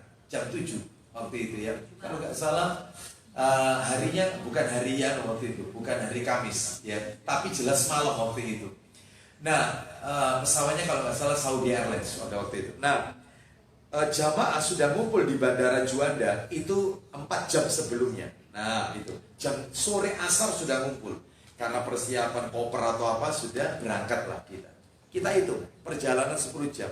7 ke 8, 9, 10, 11, 12, 1, 2, 3, 4, 5. Jam 5 pagi sampai. Tapi 5 pagi waktu Indonesia. Sedangkan di Arab Saudi masih jam 1 malam. Karena dikurangi 4 jam. Itu katanya jamaah. Ya Allah Ustaz, baru makan Isya kita masuk pesawat, nggak lama kasih makan, sudah tidur sejenak, ternyata masih jam 1 ini di sini. Beda kalau berangkatnya siang. Makanya kata Nabi, safar itu bagian dari adab. Saya ulang, itu hadisnya sahih. Safar itu bagian dari adab katanya Rasulullah. Loh kenapa safar itu bagian dari siksa? Karena makan ndak enak, tidur ndak nyaman. Jelas ini. Tidur dalam kondisi duduk nyaman atau tidak? Kaki gantung terus. Loh nggak enak sudah. Serba nggak enak. Tempatnya sempit sudah. Seperti itu. Belum lagi ke toilet, toiletnya juga bergantian. Belum lagi toiletnya juga mungkin karena dipakai banyak orang ada najisnya. Ya, ribet mau apa ini pakaian, apalagi pakaian yang lebar-lebar, nanti kena najis gimana? Sebab makanya betul safar itu siksa. Makanya cari yang nyaman. Bagaimana cari yang nyaman? Cari yang nyaman adalah malam hari. Seperti itu. Biasanya jamaah kalau sudah malam, apalagi sudah kena makan di malam hari, waktunya tidur, sudah istirahat. Tahu-tahu sudah landing. Lihat jam. Loh Ustaz, ini jam 5 Indonesia loh. Berarti di sini sampai jam 1. Iya jam 1. Jam 1. Jadi masih sempat bisa sholat subuh di Masjid Nabawi. Loh, gak ketinggalan waktu. Bisa tahajud lagi jamaah di Masjid Nabawi. Loh, coba. Seperti itu. Jadi ini menunjukkan enaknya kalau berangkat malam itu. Karena jelas katanya Nabi tadi, bumi terasa dekat. Baik, kita lanjutkan. Sekarang yang nomor 4. Mudah-mudahan kita diberi kesempatan untuk menunaikan umroh. Ya, seperti itu. Ya, karena saya dapat bocoran, insya Allah bulan depan, insya Allah Januari sudah dibuka. Ya, seperti itu. Ya, saya dapat bocoran dari orang imigrasi. Ya, baik. Jadi Januari insya Allah dibuka. Mudah-mudahan dimudahkan sama Allah. Baik, cuman ada aturannya. Ya, yang sudah vaksin Pfizer, ya, AstraZeneca, Johnson & Johnson, termasuk satu lagi apa? Moderna, bebas, nggak ada karantina, masuk, bebas. Yang vaksinnya Sinovac, Sinopharm, ya, maka tidak perlu booster, nggak berlaku booster. Saudi tetap menetapkan kalau Sinovac karantina 3 hari. Kalau belum vaksin harus vaksin. Ya, ini berita update dari Saudi. Ya, jadi kalau Sinovac, Sinopharm, maka dia di Saudinya 3 hari. Ya, 3 hari karantina. Ya, seperti itu. Karantina 3 hari. Tapi kalau yang selain Sinovac, langsung masuk. Langsung masuk. Terutama yang sudah dosis 2 loh ya. Masuk Pfizer, Moderna. Ini yang diasisi oleh Kerajaan Saudi. Ya, seperti itu. Makanya ibu-ibu sekalian, saya guyonan sama putra-putri saya bilang, karena saya, istri dan putra saya itu Sinovac semua. Putri saya yang di pondok di Firqatun Najiyah itu Pfizer. Saya bilang, kamu tok nanti yang masuk masjid. Ya sudah, kamu aja yang masuk masjid. Kita bertiga ada di hotel karantina, ya. Seperti itu. Karena apa? Karena yang diizinkan itu. Yang Sinovac karantina berapa hari? 3 hari. Baik. Alhamdulillah, daripada sebelumnya berapa hari, Bu? Oh, ya toh, alhamdulillah. Baik. Ya nanti kalau umroh harinya ditambah, atau kalau tidak, ya sudah, ya nanti langsung di Madinah, cuman sebentar, cepat-cepat nanti ke Makkah. Kita lanjutkan. Yang nomor 4. Berdoa ketika keluar dari rumah. Berdoa ketika keluar dari rumah sambil mengangkat wajah ke langit. Kayaknya ibu-ibu nggak pernah deh melakukan ini. Melakukan ya, alhamdulillah. Berdoanya iya, berdoanya. Tapi maksudnya mengangkat wajah ke langit itu. Berdoa ketika keluar dari rumah sambil mengangkat wajah ke langit. Jadi keluar dari rumah sebelum berangkat ini, wajahnya diangkat ke langit sambil baca doa. Apa doanya? Ayo dibuka Abu Dawudnya jilid 3. Siapa yang bawa nanti? Tolong nomornya jangan ditutup nanti. 5094 5094. Ya, silakan. 5094. Ayo. 5094. Silakan. Baca dari Ummu Salamah. Dari Ummu Salamah ia berkata, Radhiyallahu anha. dari Ummu Salamah radhiyallahu anha ia berkata, Ma kharajan Nabi sallallahu alaihi wasallam min baiti qattu illa rafa'a tarfahu ila samai faqala. Silakan. tidaklah Rasulullah Shallallahu Alaihi Wasallam pernah keluar dari rumahnya kecuali beliau mengangkat wajahnya ke langit serta membaca. Nah ini bacaannya, mengangkat wajahnya ke langit sambil membaca Allahumma inni a'udzubika an adilla au udalla au azilla au azalla au uzalla au adlima au udlama au ajhala au yujhala alayya. Silakan. Ya Allah, ya Tuhanku, aku berlindung kepadamu dari ketersesatan atau disesatkan. Jangan sampai aku tersesat atau disesatkan oleh syaitan atau oleh orang yang berwatak syaitan. Pernah nggak kita itu disesatkan? Pernah. Disesatkan Google Map pernah nggak? Belok kiri. Ya. Padahal belok. Ya Allah, kiri itu gang buntu itu. Pernah nggak model kayak begini? Itu karena nggak baca doa itu. Belok kiri, belok 50 meter belok. Ternyata begitu belok, loh, gang buntu. Ya, padahal mestinya belok. Ya, hati-hati. Ini disesatkan oleh orang atau disesatkan oleh syaitan atau oleh orang yang berwatak syaitan. Sudah kita unggah-ungguh turun mobil, salam kita sampaikan, Pak, Badi Tanglet mana alamatnya ini? Oh, tebe, temeriko. Sana Mas, jauh sana. Padahal dekat, padahal kita sudah sopan santun. Maka baca doa supaya tidak disesatkan oleh orang yang berwatak syaitan. Terus lanjut. Tergelincir atau digelincirkan. Tergelincir atau digelincirkan oleh orang lain. Terus Menzalimi atau dizalimi. kita mendolimi orang atau didolimi oleh orang lain. Tuh, seperti itu. Lanjut. Dan membodohi atau dibodohi. Nah, kita dibodohi, kita membodohi orang atau dibodoh-bodohi orang. Makanya ini berlindung kepada Allah Azza wa Jalla. Baik, Ustadz ada enggak yang lebih pendek? Ada. Ibu-ibu kepingin doa yang panjang apa yang pendek? Pendek, doa yang pendek. Bismillahirrahmanirrahim. La haula.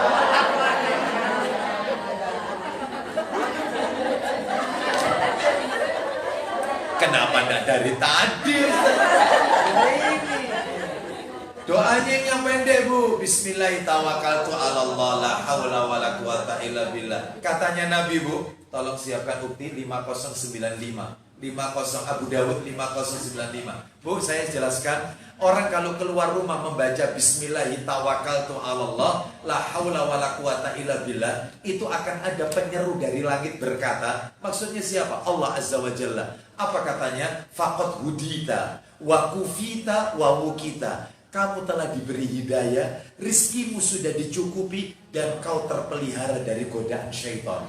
Sampai syaitan itu berkata, sebenarnya kita dengarkan dari ini, syaitan berkata, bagaimana kita bisa menggoda orang ini? Wong dia sudah dapat hidayah, rizkinya orang ini sudah dicukupi Allah, dan dia terpelihara dari godaan kita, kata syaitan kepada teman-temannya. Loh, makanya penting. Ya sudah ini aja Ustaz, bismillahirrahmanirrahim. Bagus ini. Ayo baca 509. Kita dengarkan. Dari Anas bin Malik radhiyallahu anhu bahwa Nabi Shallallahu alaihi wasallam bersabda. Isinya, apabila seseorang keluar dari rumahnya lalu membaca, ya, dengan nama Allah, aku berserah diri kepada Allah. Bismillahirrahmanirrahim. Terus. Tidak ada daya dan kekuatan kecuali dengan Allah. La haula wala quwata illa billah. Lanjut. Dia berkata, dikatakan padanya saat itu. Nah ini poinnya. Maka kamu telah diberi petunjuk. Satu, Dicukupkan. rizkimu dicukupkan. Terus yang ketiga, dan dipelihara. lanjutkan ukti. Karena itu setan-setan menjauh darinya. Lanjutkan. Kemudian setan yang lain berkata padanya. Apa kata syaitan kepada teman-temannya? Bagaimana keadaanmu dengan laki-laki yang telah diberi petunjuk, dicukupi dan dipelihara? Nah, bagaimana dengan orang yang sudah dikasih hidayah, rizkinya dicukupi, dia terpelihara dari godaan kita? Ya kita nggak bisa menggoda orang ini. Nah itu pentingnya Bismillahirrahmanirrahim. Allah ya. Terus yang nomor 5 terakhir, saya tutup sampai 5 karena waktunya ini ya. Yang kelima sebenarnya masih banyak ini. Ya, yang nomor 5 nanti kita akan lanjutkan pada kajian berikutnya. Nomor 5, bila keluar rumah tujuannya ke masjid. Bila keluar rumah tujuannya ke masjid, ini beda sendiri. Keluar rumahnya ke masjid. Ke masjid ini. Tujuannya jelas taklim di masjid. Seperti ibu-ibu tadi pagi ke masjid. Berarti mau ke masjid, ada doanya Bu khusus. Bila keluar rumah dengan tujuan pergi menuju masjid, maka bacalah doa. Nah, doanya insya Allah ibu-ibu hafal ya. Doanya berbunyi, Allahumma ja'al fi qalbi nuran, wa fi basari nuran, wa fi sam'i nuran, wa an yamini nuran, wa an yasari nuran, wa fauqi nuran, wa tahti wa amami wa khalfi wa adimli nuran. Memang ada riwayat yang lain walisani nuran, ada, tak apa-apa ya. Baik, jadi boleh ya Allah jadikanlah cahaya, berikanlah cahaya dalam hatiku, penglihatanku bercahaya, pendengaranku bercahaya, kanan kiriku cahaya, atas bawahku cahaya, depan belakangku cahaya. Wa adim li nuran, dan besarkan cahaya itu untukku ya Allah. Mungkin ibu-ibu tanya, apa manfaatnya Ustaz? Orang itu kok minta cahaya? Bu, maaf ini panjang ini sebenarnya. Saya singkat aja. Kita tidak akan pernah bisa melewati sirat. Sirat adalah jembatan yang nanti akan dibentangkan oleh Allah di hari kiamat, yang lebih halus daripada rambut, lebih tajam daripada mata pedang, kecuali dengan cahaya. Orang itu kalau tidak punya cahaya gak akan pernah bisa melewati sirat. Makanya nanti kata Nabi dalam Sahih Targhib wa Tarhib jilid 6, nanti bisa dibaca yang jilid 6, nanti aja dibaca ya, jilid 6, lihat daftar isinya sirat, daftar isinya jembatan di hari kiamat. Itu di situ panjang hadisnya. Nabi mengatakan ada orang itu yang menyeberangi sirat seperti kedipan mata, langsung nyampe surga. Ada yang melewati sirat seperti kecepatannya kilat petir, langsung masuk surga. Ada yang melewati sirat seperti kecepatan orang menunggang kuda. Ada seperti kecepatannya orang berlari. Macam-macam. Semua bergantung amalannya. Amalan soleh yang ia lakukan semasa hidup di dunia. Loh Ustaz, kira-kira Ustaz bisa ngasih bocoran amalan apa saja yang kalau kita lakukan kita dapat cahaya di hari kiamat, sehingga memudahkan kita melewati sirat. Karena di bawah sirat itu neraka yang menyala-nyala. Sampai-sampai kata Nabi, ada orang itu yang punya cahaya itu sebesar ibu jari kakinya. Jadi kalau dia nyala bisa berjalan, kalau padam enggak. Makanya ada kata Nabi, orang yang menggelantung di jembatan itu, sehingga separuh tubuhnya itu gosong kemakan api yang ada di bawah. Itu ada itu di Sahih Targhib wa Tarhib. Ada yang merangkak. Semuanya karena cahaya. Penting ini. Lah kadarnya cahaya besar kecilnya hanya Allah yang tahu, yang menilai. Yang penting kita lakukan amal soleh. Apa amal solehnya Ustaz? Supaya kita itu dapat cahaya. Pengen tahu ibu-ibu bocorannya?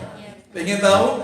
Yang pertama, jangan pernah mencabut rambut putih. Uban-uban. Loh gatal Ustaz, iya gak apa-apa. Ini malah tidak nyuruh anaknya. Situ 500. Satu, Khamsah 500. Gak boleh. Ya, gak boleh. Meskipun gatal, ya mungkin kalau kelihatan tua, dikasih warna lain lah. Seperti itu ya, pakai henna, pakai katam. Ya sejenis dari tumbuh-tumbuhan. Jangan cabut rambut putih. Yang kedua baca surat Al-Kahfi tiap malam Jumat dan hari Jumat. Karena kalau bacanya malam Jumat pahalanya beda. Kalau malam Jumat dia akan mendapatkan cahaya sebesar cahaya itu dari dia baca itu rumahnya sampai ke Baitul Atiq. Bait itu rumah, Atiq itu kuno. Mana itu maksudnya Baitul Atiq, rumah kuno? Ka'bah maksudnya. Jadi dia bacanya di mana, dapat cahayanya sampai ke sana. Mesti dilarang Ka'bah itu. Nanti besarnya cahaya. Lah kalau bacanya bukan malam Jumat, hari Jumatnya pagi atau siang, beda pahalanya. Dia seperti mendapatkan cahaya di antara dua Jumat. Jumat ini sama Jumat pekan berikutnya. Besarnya seperti itu. Silakan. Ibu-ibu mau baca malam, mau baca, silakan. Terus apa lagi? Keutamaannya, yaitu amalannya. Orang-orang yang mendapatkan cahaya. Orang-orang yang akan mendapatkan cahaya ini adalah orang yang melempar jumroh ketika musim haji. Ya, musim haji. Lempar jumroh. Dia mendapatkan cahaya nanti di hari kiamat. Masih banyak Bu ya, insya Allah nanti lain kesempatan aja. Intinya Bu, maafin, saya tunjukkan satu ayat, ibu-ibu akan kaget. Saya akan tunjukkan ayatnya, ibu-ibu akan kaget. Bu, orang beriman yang sudah punya cahaya nanti di hari kiamat, orang beriman, laki-laki dan wanita kata Allah. Nanti tak tunjukkan ayatnya. Itu katanya Allah Azza wa Jalla, maafin, orang-orang munafik itu berkata, tunggulah kami meminta cahaya kalian. Katanya orang-orang beriman, carilah kalian cahaya sendiri. Katanya orang-orang munafik, bukankah kalian dahulu ketika di dunia teman kami juga? Mengapa kalian pelit tidak memberikan cahaya kalian kepada saya? Kami minta. Ya katanya orang-orang beriman, carilah sendiri. Karena kalian telah, yaitu tidak mengikuti, intinya tidak mengikuti petunjuk Allah dan Rasul SAW. Mana dalilnya cerita tentang itu? Orang munafik minta cahaya kepada orang beriman. Makanya penting punya cahaya. Makanya doa mau berangkat ke masjid. Nah ini termasuk amalan ini. Kalau mau ke masjid baca doa ini. Ya Allah jadikan cahaya dalam hatiku, penglihatanku, pendengaranku, ya kanan kiriku, supaya nanti dikasih cahaya. Ini termasuk amalan ini. Saya tunjukkan ayatnya sekarang. Tolong dibuka Al-Quran surat nomor 57. 57 itu surat apa Bu? Halo Bu. Al-Hadid. Ayatnya Bu. Ayat berapa Ustaz? Loh lah ya, tulis ayatnya sekarang mau tak kasih. Ayatnya 12 sampai 14. 12 sampai 14. Sudah ketemu? Coba dibaca, ayo langsung. Yauma taral mu'minina wal mu'minat. Loh, disebut laki-laki perempuan dan yang beriman ini. Yas'a nuruhum baina aydihim wa bi aymanihim busyrakumul yauma jannatun tajri min tahtihal anharu khalidina fiha dzalika huwal fawzul 'adzim. Yauma yaqulul munafiquna wal munafiqat. Nah itu ya, itu orang-orang munafik laki-laki dan perempuan. Ayo langsung artinya 12. Silakan baca yang keras Ukti. Pada hari engkau akan melihat orang-orang yang beriman laki-laki dan perempuan. Gimana itu Ukti? Betapa cahaya mereka bersinar di depan dan di samping kanan mereka. No, di depan sama di samping kanannya. Terus lanjut. Dikatakan kepada mereka. Iya. Pada hari ini yaitu surga-surga yang mengalir di bawahnya sungai-sungai. terus Mereka kekal di dalamnya. demikian Itulah kemenangan yang agung. lanjut ayat 13-nya, ini yang tadi saya ceritakan. Pada hari orang-orang munafik, laki-laki dan perempuan berkata kepada orang-orang yang beriman, Apa kata orang munafik? tunggulah kami. Iya, Kami akan mengambil cahayamu. terus Pada mereka dikatakan, silakan. kembalilah kamu ke belakang dan carilah sendiri cahaya untukmu. Lalu Lalu di antara mereka dipasang dinding pemisah yang berpintu. di dalamnya ada apa? Di sebelah jalan ada rahmat, Sedangkan di luarnya di luarnya hanya ada azab. azab, yaitu neraka. Lanjut kata orang munafik. Orang-orang munafik memanggil orang-orang mukmin. Ya, Bukankah kami dahulu bersama kamu? kamu dulu kan temanku. Kenapa kok tidak memberikan cahaya itu? Lanjutkan. Mereka menjawab, Ya. Benar, tetapi kamu mencelakakan dirimu sendiri. dan kamu Dan kamu hanya menunggu, meragukan janji Allah dan ditipu oleh angan-angan kosong sampai datang ketetapan Allah. dan penipu syaitan. Dan penipu syaitan datang memperdaya kamu tentang Allah. Nah, itu pentingnya punya cahaya, bercahaya. Ya. Oleh karena itu, saya punya judul kajian itu kalau nggak salah di YouTube itu ada, menggapai cahaya di akhirat. Menggapai cahaya di akhirat, itu ya. Amalannya ada beberapa, Bu. Sudah saya sampaikan ke ibu-ibu sebagiannya. Wallahu a'lam bishawab. Saya tutup sampai yang ke-5 berarti ya. Tolong nanti pertemuan berikutnya kalau ditakdirkan kita bertemu lagi, saya tes doa-doa yang tadi sudah saya sampaikan. Ya. Tolong Al-Firdaus majelis taklimnya ada absensinya tidak? Ada. Tak panggil satu. Dan saya tidak ada alasan seperti di Masjid Ahmad Yani kemarin. Tidak ada Ustaz. Saya kemarin tidak ada. Saya akan kenali satu persatu itu wajah-wajah. Tidak ada. Hadir semua di sini. Ya. Kok bisa saya diatur? Bisa saya diatur. Ini bisa dalam tekanan ini. Ini yang saya atur, bukan Anda mengatur saya. Baik, saya tutup sampai di sini. Tolong dihafalkan doa dekat. Cuma berapa doa tadi itu ya? 3 kan? Cuma 3 doa. Ya, baik. Terutama yang terakhir tadi, keluar rumah untuk pergi ke masjid. Ya, baik. Demikian kita tutup. Sudah. Kita tutup dengan kafaratul majelis. Mudah-mudahan menjadi ilmu yang barokah, manfaat dunia akhirat. Wassallallahu ala nabiyyina wa ala alihi washabihi wasallam. Subhanakallahumma wa bihamdika asyhadu an la ilaha illa anta astaghfiruka wa atubu ilaik. Wa akhiru da'wana anil hamdulillahi rabbil alamin. Assalamualaikum warahmatullahi wabarakatuh.